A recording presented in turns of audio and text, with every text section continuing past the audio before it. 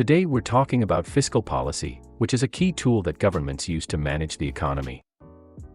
In simple terms, fiscal policy refers to the government's actions when it comes to spending and taxation. There are two main types of fiscal policy: expansionary and contractionary.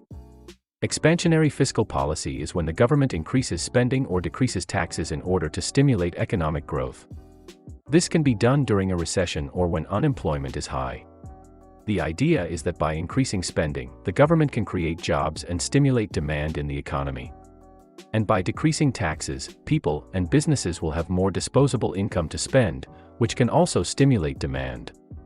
On the other hand, contractionary fiscal policy is when the government reduces spending or increases taxes in order to reduce inflation or slow down economic growth.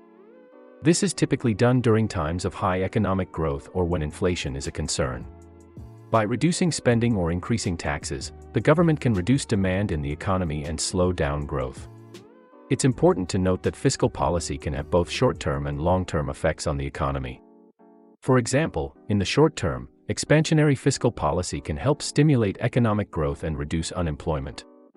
But in the long term, it can lead to larger budget deficits and increased debt if the increased spending is not offset by increased revenue. On the other hand, contractionary fiscal policy can help reduce inflation in the short term, but it can also lead to slower economic growth and higher unemployment if it's implemented too aggressively. So as you can see, fiscal policy is a tool that governments use to manage the economy, but it's not a perfect science and there can be unintended consequences. That's why it's important for governments to carefully consider their fiscal policy decisions and to be mindful of the short-term and long-term effects on the economy.